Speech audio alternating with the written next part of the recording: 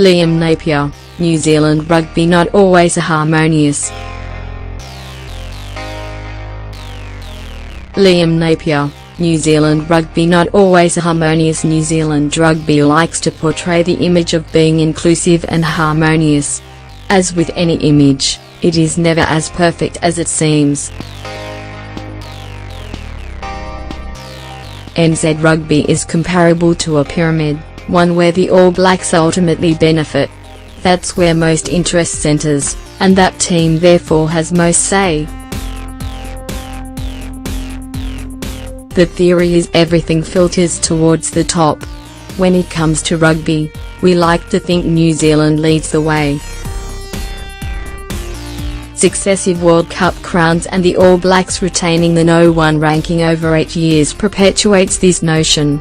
Within that, though, very real competitive tensions still exist. Hurricanes coach Chris Boyd suggesting he hasn't spoken to All Blacks counterpart Steve Hansen in 3 years, hinting at a strained relationship in the process, is a clear example of such instances. With Boyd securing his future at Northampton, after one final season with the Hurricanes, it appears he now feels free to express sentiments usually concealed by others for fear of upsetting power brokers. It would be very odd if Boyd has not directly spoken to Hansen during his 3 seasons at the helm of the Hurricanes, a period in which he transformed the franchise, guided their maiden title, won other blown final in 2015 and last year's semi-final defeat in Johannesburg. Regardless of his contact with Hansen, Boyd has certainly had regular dealings with the All Blacks in that time. Some positive, some not so, no doubt. Ian Foster, Mike Cron and Wayne Smith, before he stepped down mid-last year, frequently visit all 5 New Zealand Super Rugby teams each season, catching up with players of national interest and coaches to share visions for the year.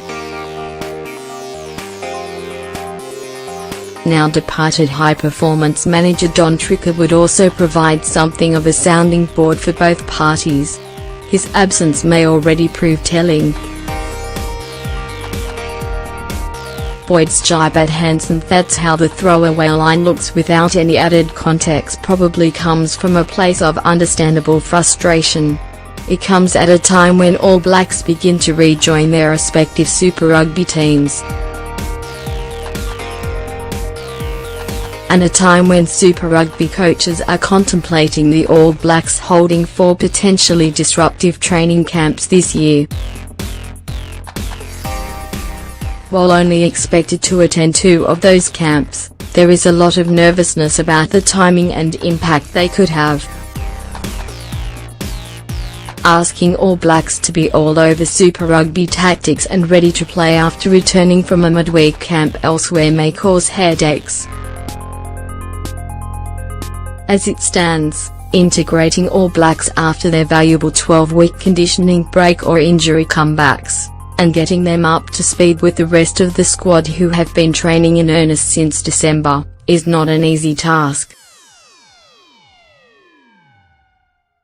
The Blues have identified they did not handle this situation well last year. Over the years they are not alone. Todd Blackadder may well have captured a title with the Crusaders had it not been for the taxing June Test series. In his 6 years at the Chiefs, Dave Rennie and All Blacks management regularly disagreed on how players should be used throughout the season. Damian McKenzie is the most recent example, with the All Blacks wanting him to gain experience at first 5/8, and Rennie believing Aaron Cruden at 10 was best for his team. All Blacks objectives often don't match Super Rugby coaches, whose jobs are judged on results in their space. Super Rugby coaches love derby matches. They fill coffers, provide compelling rugby and a chance to target key competition points. While the All Blacks take note of performances in these matches over others, They also worry about the brutality and injury toll. Ultimately, the All Blacks want to protect their core players for their windows. Naturally, that runs at odds with Super Rugby mentors. The crux of the issue comes around central contracting.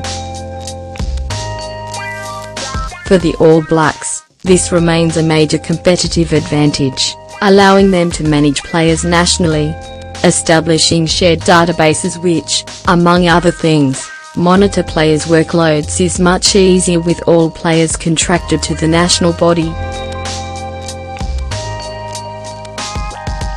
Abroad, high-powered clubs largely dictate terms as they pay players and, therefore, have much more autonomy.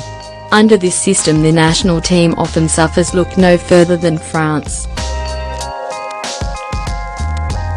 Here, generally, what the All Blacks say goes even if directives aren't always delivered from the very top.